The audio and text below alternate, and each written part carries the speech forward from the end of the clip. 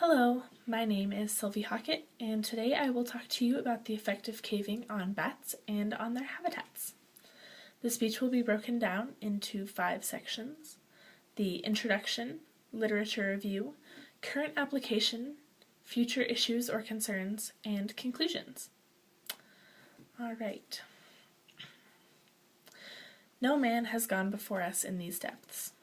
No one knows where we go, nor what we see. Nothing so strangely beautiful was ever presented to us, and spontaneously we ask each other the same question. Are we not dreaming? Edward Alfred Martel wrote this quote in one of his most famous caving books. He started out as a lawyer. When he purchased a French cave, Martel decided to lead the public through it on tours. After his rather large purchase, Martel decided to spend more time in caves.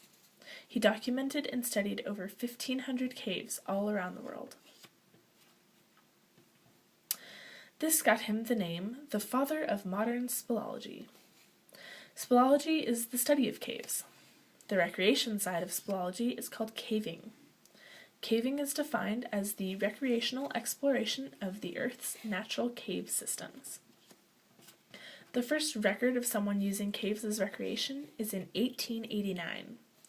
Since then, caving has become very popular all over the globe. As of February 2013, 9,946 members were signed up with the National Speleological Society.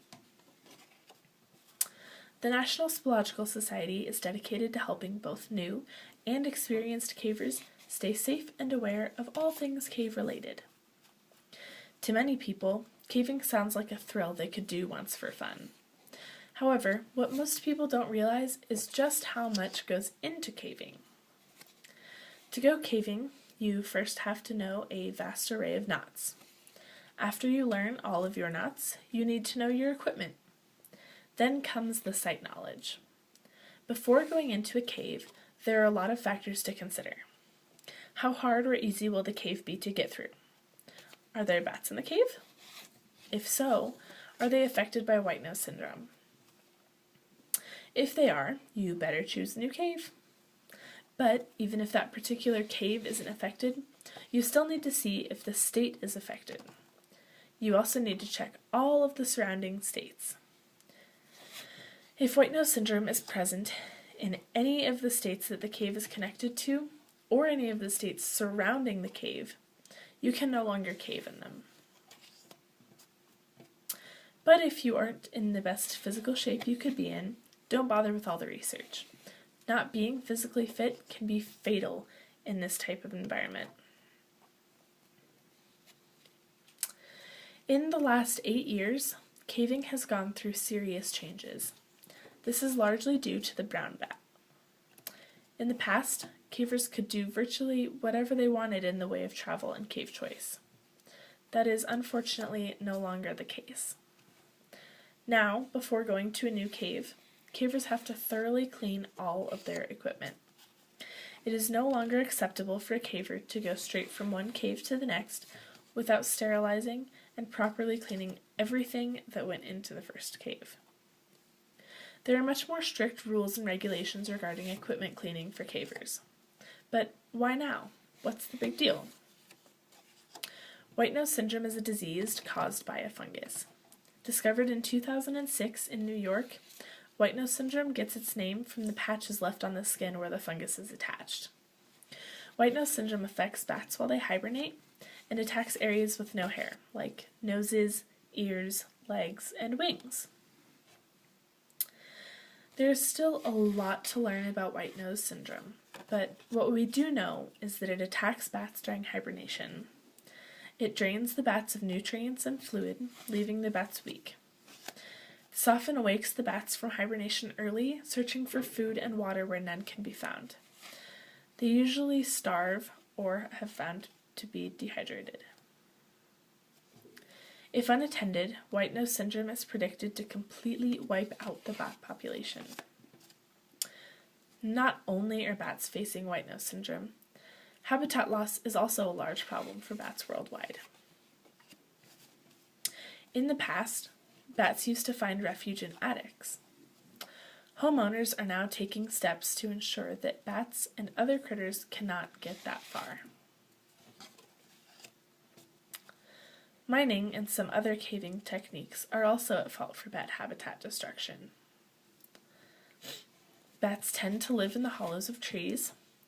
Now that deforestation and pests are at large, even nature's not a welcoming home for these critters.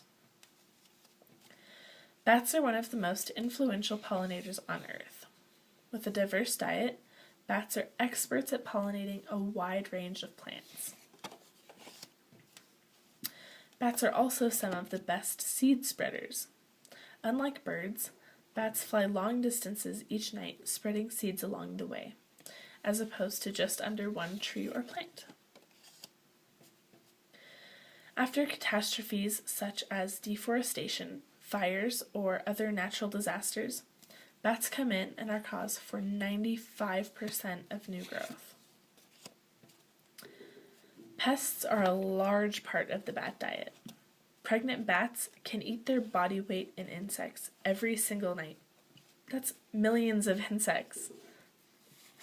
This is particularly helpful in places like Texas, where the earworm moth costs $1 billion a year in crop damage.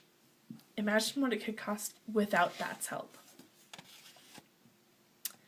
Take nothing but pictures. Leave nothing but footprints. Kill nothing but time. The National Speleological Society's motto was created 70 years ago when the organization started. They strive to teach future cavers about the dangers of caving to both humans and the environment. Some of the things the Society does to help protect bats is encourage members to completely stay out of caves in the winter while the bats are hibernating. This helps to protect the bat's sleep cycle and keep foreign air out of the cave as much as possible.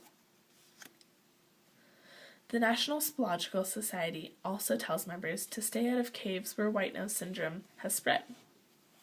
The U.S. Fish and Wildlife Service tells users that it isn't safe caving practice to use the same equipment in multiple caves. This is extremely hard to enforce. It's now common practice for government-run caves to close in seasons when bats are particularly vulnerable.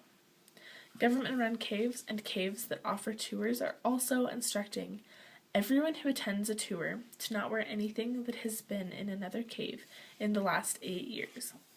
This is another enforcement that we can't really do. The Obama administration is considering adding species of bats to the endangered species list. This could affect both bats and cavers dramatically. Adding bats to the endangered species list could result in cave shutdowns. There would also be rules regarding bat houses and other types of bat refuges, aside from caves and trees. For the bats, this could mean great things. They would have a place away from humans altogether to recuperate from illness or disease or injury. The outcome, however, could be detrimental to cavers. It could even lead to illegal caving. However, many people are doing their part to help the bats. Construction companies, for instance, are building new bridges with a small slot underneath for bats to sleep in. Even citizens are trying to help. Bat houses have become extremely popular, and blueprints are easily accessible all over the internet. When considering how to fix problems such as white-nose syndrome and bat habitat loss, there are many things that can go wrong. Cavers are already being put through the ringer to make sure there is a lack of ability to spread white-nose syndrome. They already have to check in on multiple websites to see if it has grown to include caves they wish to explore, or even states next to caves they wish to explore. They have to go through intensive cleaning of all their equipment and clothing before they can take it into any cave, and then they have to do it again before they can go anywhere else. A large issue that is already being faced with caving and white-nose syndrome is the lack of ability to police cleaning and equipment procedures. As it is, Cavers are taken for their word that all their equipment is properly cleaned and nothing has been in a white nose syndrome infected cave. This makes having rules almost pointless if we can't enforce them. If caves are shut down due to bats being put on the endangered species list, this could result in cavers using the caves illegally. Illegal cave usage would not only endanger the species further, but it would also endanger the cave as a whole. With no regulation in place for cavers, in certain caves there would be severe habitat destruction, and more diseases such as white nose syndrome would be presented to new environments. If people went caving illegally, it would also lead to the ruined reputation of responsible cavers. That could lead to the complete shutdown of caves to any exploring that isn't done for scientific research. On the other hand, if caves are not at least temporarily closed for the bat population to recover, there could be even more severe repercussions. If white nose syndrome is allowed to spread uncontained, it will result in a loss of many bat species. The loss of any one bat species would mean much more than just losing the bats. It would result in the loss of many plants, which in turn would result in the loss of many animals. It would also result in higher prices for all produce, and pesticides would have to be put on all crops in order to keep the bugs off. Losing the bat population would also result in deforestation taking a much bigger hold on the world. Without bats to pollinate and seed drop, plants would be grouped together and unable to survive due to the lack of resources such as light, water, and nutrients. This would change the world altogether. In the past, caving has been a staple for humans everywhere. From shelter to play, we have been present throughout history.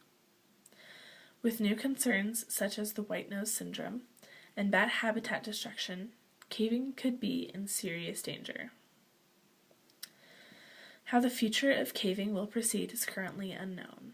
However, with more research and movements to help bats, hopefully it will be a long and prosperous one. Thank you for your time, and I hope you enjoyed the presentation.